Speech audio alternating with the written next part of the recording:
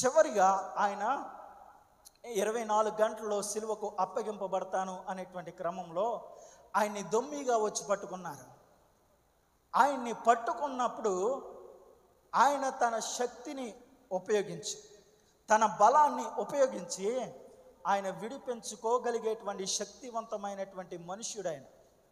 ఆలోచన చేయండి, ఆయన 33.5 సంవత్సరాల యవనస్తుడు.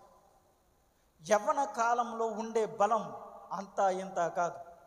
ఆయన యవనస్తుడు, 33.5 సంవత్సరాల వయసు కలిగినటువంటి వారు, 6-11 అడుగుల ఎత్తు కలిగినటువంటి వాడైన, మంచి శరీరము కలిగినటువంటి వాడు, మంచి శరీర ద్రౌఢవం కలిగినటువంటి ఆయన, ఎవడైనా ఆయన ముందు నిలబడడానికి భయపడేటట్లుగా ఉండే రూపం అది. ఆయన శత్రువు ఆయన ముందు నిలబడడానికి భయపడేటువంటి రూపం అయింది. కానీ ఆయన దొమ్మిగా వచ్చి పట్టుకున్నప్పుడు తాను తన శక్తిని ఉపయోగించలే, తన బలాన్ని ఉపయోగించలే, తన యొక్క సామర్థ్యాన్ని ఆయన ఉపయోగించలే. ఆయన్ని కొట్టారు, చేతులతో కొట్టారు, చేతులతో గుద్దారు, కాళ్ళతో తన్నారు, ఆయన చిత్రహింసలు చేశారు. అన్నీ చేస్తూ ఉన్నా ఆయన తిరగబడడానికి బలం కలిగినటువంటి వాడు, వారిని ఎదిరించడానికి శక్తి కలిగినటువంటి వాడు, వారిని తుత్తునీయులుగా ఎంచడానికి ఆయన అధికారం కలిగినటువంటి వాడైన. ఆలోచన చేయండి. అలా చేస్తూ ఉన్నప్పుడు సర్వసాధారణంగా కోపం అనేటువంటిది వస్తుంది. కానీ ఆయన ఆ యొక్క సందర్భంలో ఎక్కడా కూడా తన కోపాన్ని ప్రదర్శించినట్లుగా మనం ఎక్కడ చూడం. ముందు ఆయన కోపాన్ని ప్రదర్శించాడా? ప్రదర్శించాడు. దేవాలయంలో వారు ఆ యొక్క దేవాలయాన్ని వారు వ్యాపార మందిరంగా చేస్తూ ఉంటే ఆయన కోపోద్రికుడై వెళ్ళి ఆ యొక్క వ్యాపారం చేసుకున్నటువంటి ప్రతి దాన్ని ఆయన నెట్టివేశాడు. ఆయన కోపం కలిగినటువంటి వాడు. కానీ ఈ సిచ్యువేషన్ వచ్చేటప్పటికి, ఆయన చివరిగా అప్పగింపబడేటువంటి పరిస్థితి వచ్చేటప్పటికి ఆయన తన కోపాన్ని చూపించలేదు, తన యొక్క బలాన్ని చూపించలేదు, తన శక్తిని చూపించలేదు. శక్తిని చూపించగలిగేటువంటి ధైర్యం ఉన్నటువంటి వాడే, కానీ ఆ సమయంలో ఆయన శక్తి లేనటువంటి వాడుగా నిలబడ్డాడు. ఆ సమయంలో ఆయన బలము లేనటువంటి వాడుగా నిలబడ్డాడు. ఆ సమయంలో ఆయన ఆ యొక్క సమస్తాన్ని ఆయన వదిలిపెట్టినట్లుగా ఆయన మౌనుడై నిలబడిపోయాడు. ఆయన తన యొక్క శక్తి సామర్థ్యాల మీద ఆయన ఆధారపడలా, చూపించాలి అని కోరుకోవాలా, తన కోపాన్ని ప్రదర్శించలా. దీన్ని బట్టి మనం నేర్చుకోవాల్సింది ఏంటో తెలుసా? ఆయన తనకున్నటువంటి దేనిని ఉపయోగించడానికి ఆయన ఇష్టపడలా.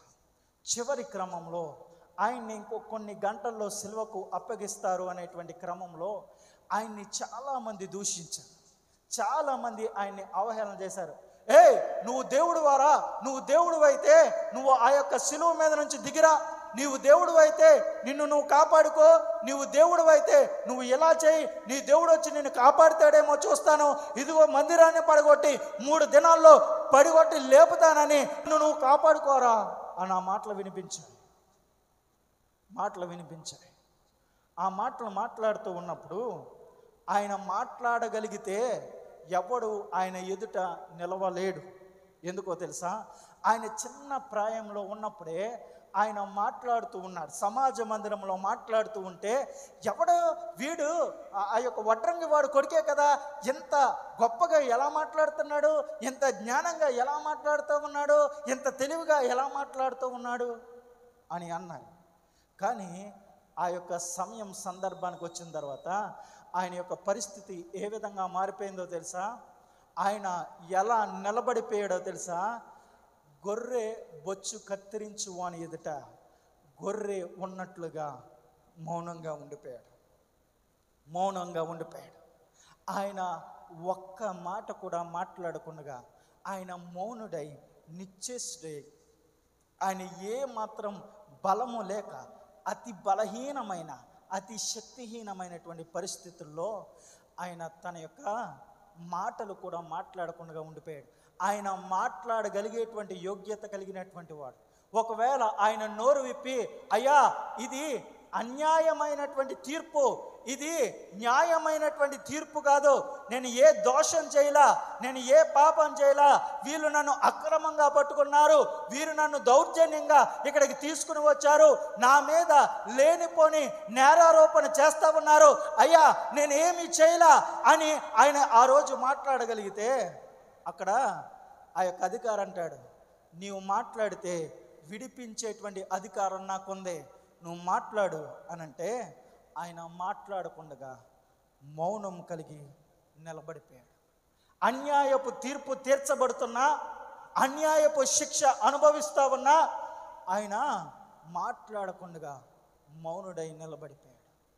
ఇవన్నీ కూడా మనం ఆయనలో చూసినటువంటి గొప్ప స్వభావాలు, ఆయనలో చూసినటువంటి గొప్ప లక్షణాలు. ఒక వ్యక్తి సాత్వికాన్ని ఎలా కలిగి ఉంటాడు, ఒక వ్యక్తి దీనత్వాన్ని ఎలా కలిగి ఉంటాడు, ఒక వ్యక్తి తగ్గింపు స్వభావాన్ని ఎలా కలిగి ఉంటాడు అని అంటే ప్రభువు అయినటువంటి యేసు క్రీస్తు ప్రభు వారి జీవితం ద్వారా మనం నేర్చుకోవచ్చు. ఆయన తన స్థానాన్ని, తన స్థితిని వదిలిపెట్టి ఆయన మనకి మాదిరి చూపించి వెళ్ళాడు. ఆయన తన జీవితాన్ని మనకి మాదిరికరంగా చేసి వెళ్ళాడు. తన జీవితాన్ని పాఠముగా పెట్టాడు. ఆయన తన జీవితాన్ని ఒక పాఠ్యాంశంగా మనకి లిఖించి పెట్టాడు. తద్వారా దాన్ని మనం నేర్చుకుని మన జీవితంలో అన్వయించుకోవాలి అని ఆయన ఆశపడుతున్నాడు.